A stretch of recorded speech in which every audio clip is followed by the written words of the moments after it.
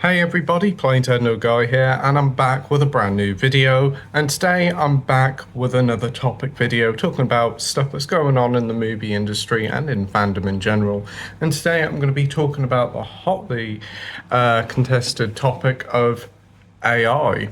So that's more than enough waffling. Let's dive right into things and let's get into it. So greetings and salutations everybody, hope you're all doing well and keeping safe, and thank you for joining me for another video. And today, as I said in the intro, today I'm going to be talking about AI. Yes, artificial intelligence. Yeah, if movies taught us anything, it's not to trust AI, but yeah, AI seems to be a fastly growing new phenomena in the movie industry, and to be honest, in the world, from businesses to health to schooling to pretty much everything how the world works. AI is going to have some form in it in one way or another, and looking back on it is a bit creepy, especially if you're a movie fan and if Terminator taught us anything. But AI is coming and it is here to stay, and it will change the way that movies are made, movies are worked, actors. It will change a lot about everyday life. Probably not a lot for you and me, but maybe for a lot for what we can see on the big screen.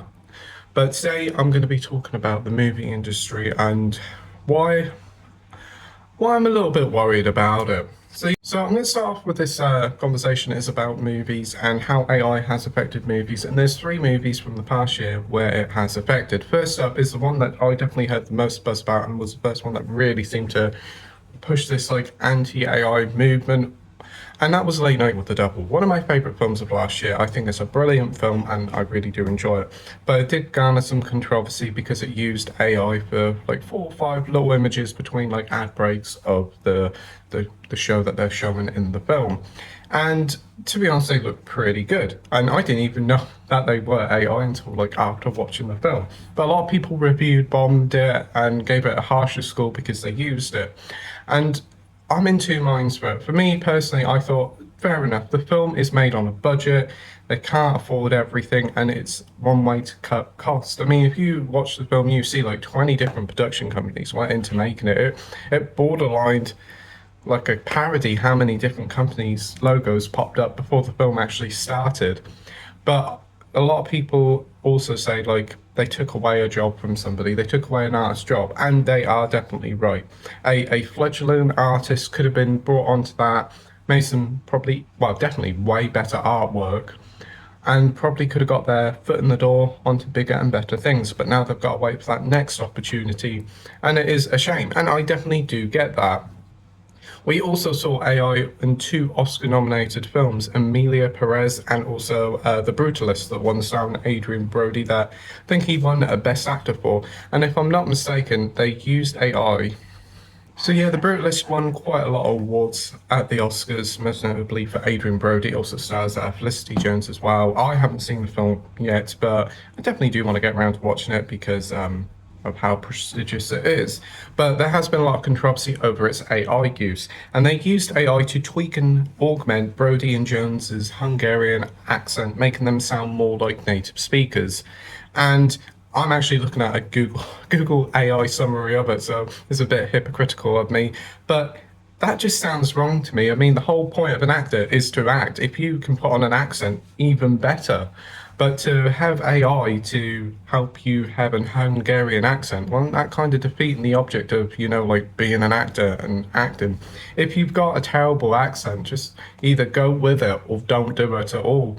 All these films with like terrible accents, it's like, fair enough, but at least you know they're acting, and it kind of feels like a cheat code. I will say that there is a defense here that the director, Brady Colbert, and the actor's dialect coach defended the use of AI, stating that the actors' performances were their own and they worked diligently to perfect their accents with a dialect coach. Colbert also stated that AI was used with creative intent. But it does take away from the actors. I mean, you watch that film and it's apparently very dramatic, and to think like they kind of had a cheat code to help them there, it does kind of rubbed me up the wrong way just a bit. But again, I haven't seen the film, so I cannot comment on it. And also, Emilia Perez, the Netflix film that got nominated for everything that everybody hates it a little bit more because they got like a voice cloning controversy there as well with a very similar thing. Maybe because they speak a different language in that film. I think it's Mexican if I'm not mistaken, but I digress. So that is the last year's sort of controversy with AI. But there's also been two new things that kind of really opened my eyes to AI in mixed ways. So James Earl Jones sadly passed away last year, and just before he passed away, he sold his rights to his voice to Disney so that they can make Darth Vader content with his voice using AI long after his passed, and his family got a hefty paycheck. And that's fair enough. He wanted to make his family comfortable when he wasn't around. That's fair enough. And that was his decision. It was his decision. He signed it, and it was his choice. But most recently, Fortnite, the video game, did a Darth Vader companion thing where you could talk to Darth Vader, and Darth Vader would say anything from that the sequel trilogy is terrible to saying very, very offensive remarks. A lot of people had a lot of fun with it, but it's like, really, is this what AI is used for? It's a dark bit of fun, and the videos online that I've seen have been very fun. And it's a very interesting thought to think that Disney signed off on it and said, yeah, James Earl Jones' voice can be used like this. If you look online, you'll see loads of videos of it. Some of them are quite funny. And there's also another thing that I saw. I was watching YouTube the other day and I saw this video and my jaw was to the floor. It was shocking and amazing and also very, very creepy. So I'm going to play it for you now. Hopefully it won't get copyrighted, but I'll play it for you and I'll let you see for yourself. We can talk. No more silence. Yes, we can talk. We can talk. We can talk. We can talk with accents. Oh, I think that would be marvelous. Yes, it is very fun, but amazing. Imagine all the narrative possibilities. Now that is really creepy. It looks amazing. I'm going to say it looks incredible. It looks so realistic, but also very, very eerie and scary to think that the actors, everyday actors we know, could essentially be replaced with just code, with AI-driven code. And it does make you worry, like, when you watch a film in years to come, will you see, will you have to be like, oh, is this actor AI or real? It's a worrying trend. And considering the technology is still in its infancy, a lot of it is still testing out and not really for the mainstream yet. It's amazing. It's going to be incredible to think how far it will come along in like 10 years time. This is one of the things that kind of worries me about AI, because in 10, 15 years time, when the technology gets perfected, you could arguably see actors who have been long dead, like James Dean, being brought back from the dead to star in new films. And whilst whether the family or whatever sign off on it and say, yeah, that's okay, the person themselves weren't even alive to know that this technology would be about, that they would be reincarnated thanks to loads of code. It is a really weird thing. I mean, fair play to James Earl Jones. He did actually sign it off. He said he wanted to do that. And fair play. It may be Disney themselves with the Fortnite thing. It was a bit of a mess up, maybe, or not. It was a bit of fun. A lot of people seem to enjoy it. But with like real actors coming back from the dead, it was like argument's sake, Paul Walker. It's just, I don't know, I find that a bit weird and a bit unsettling. And seeing that video that I've just showed you is like showing that we can have actors without even needing actors anymore. Isn't that just kind of destroying the whole point of movie making and to be an actor? And it isn't just on the screen with actors, it's also in the script writing department as well. They can get AI to produce a script now. I mean, to be fair, some of the scripts these days are pretty dreadful, so AI could probably do a bit better. But for AI to come in and take over a writer's job, that's also scary.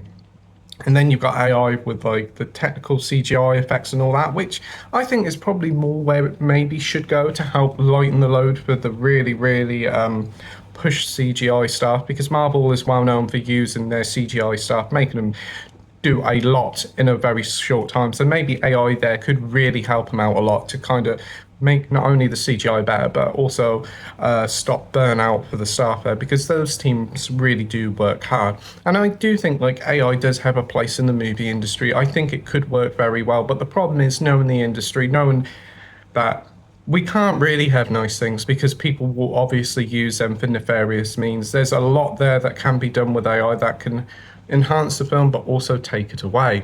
James Cameron's also been using AI for his 4K restoration of films, and I think True Lies was one of them. That's the one that I have seen, and I personally thought it was a good one. Yes, it's definitely a bit too clean, but I think it's a very good transfer.